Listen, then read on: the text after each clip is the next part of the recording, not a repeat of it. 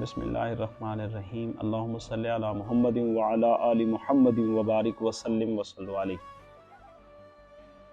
अल्हम्दुलिल्लाहि व कफ़ा व सलामुन अला इबादिहिल्लज़ीना इस्तफ़ा।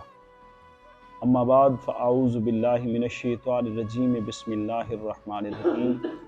व अक़ीमुस्सलाता व आतुज़ ज़कात वरकऊ मअर राकिईन। सदक़ल्लाहुल अज़ीम।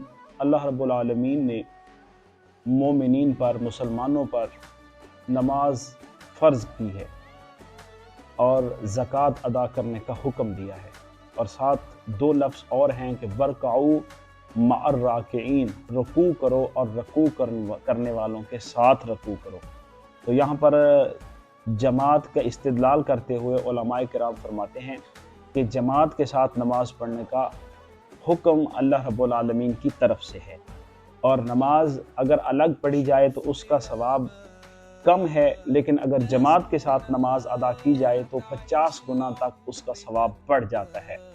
और नमाज जमात के लिए मेरे नबी पाक अलैहिस्सलाम का हुक्म है।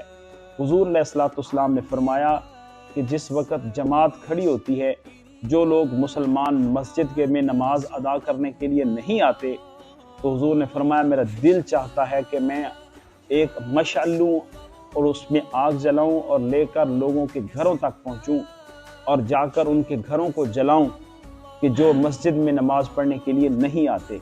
मेरे आका अलैहिस्सलाम ने फरमाया फिर मेरे दिल में खौफ आता है कि उसमें छोटे छोटे बच्चे भी हैं, जिसकी वजह से हुजूर ऐसा काम नहीं करते। और उलमाए किराम और मुहद्दिसीन इज़ाम ने इस बात पर फतवा दिया है कि जिसका घर, और दारुल कुतनी में भी ये हुजूर अलैहिस्सलाम का फरमान आली शान है, हुजूर ने फरमाया कि जिसका घर मस्जिद के करीब हो और वो नमाज बा जमात अदा न करे तो उसकी नमाज ही नहीं होती। और दूसरा हुक्म इमाम अहमद रज़ा खां बरेलवी अलैहि रहमा फतावा रज़विया में आप फरमाते हैं, फरमाया कि जो बंदा आज़ाद हो, आकिल हो, बालिग हो और मुसलमान हो, बावजूद इसके मस्जिद में नमाज अदा करने के लिए ना आए तो वो गुनाहगार है।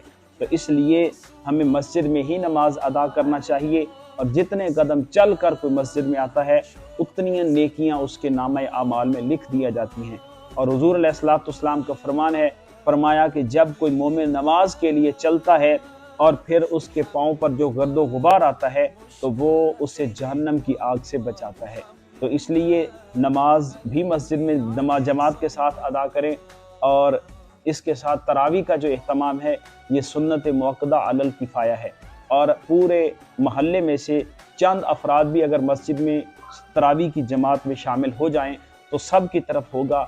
और अगर लोग घरों में ही सब के सब तरावी अदा करें तो फिर तो पूरा मोहल्ला गुनहगार होगा, और उन्हें चाहिए कि अपने मोहल्ले में ज़रूर बिल ज़रूर नमाज तरावी की जमात का एहतमाम करें। और मेरे आका अलैहिस्सलाम के प्यारे सहाबी हज़रत सैयदना उमर फ़ारूक रज़ी अल्लाह ताला अन्हु, आपने बाकायदा एहतमाम फरमाया तरावी का, और जो जमात की सूरत में इख्तिताम तक रहा, जिसमें हमारे असहाब का भी तरीका है, असलाफ का भी तरीका है, मुहद्दिसीन का भी और आइम्मा मुज्तहिदीन का भी, और अब तक भी ये सिलसिला चलता रहा है। और बाकी जो रकतें हैं, किसी ने 20 कहीं, किसी ने 12 और कुछ 8 वाले हैं, हर एक का एक अंदाज अलग है, वो अपने इस्तदलाल रखते हैं, लेकिन जमात पर तमाम का इज्मा है। तो इसलिए दुआ है कि अल्लाह पाक हमें जमात के साथ नमाज पढ़ने की भी तौफीक अता फरमाए, और इस रमज़ान मुबारक में तरावी में भी शामिल होने की तौफीक अता फरमाए। आमीन व आखिर दावाना अनिल हम्दुलिल्लाहि रब्बिल आलमीन।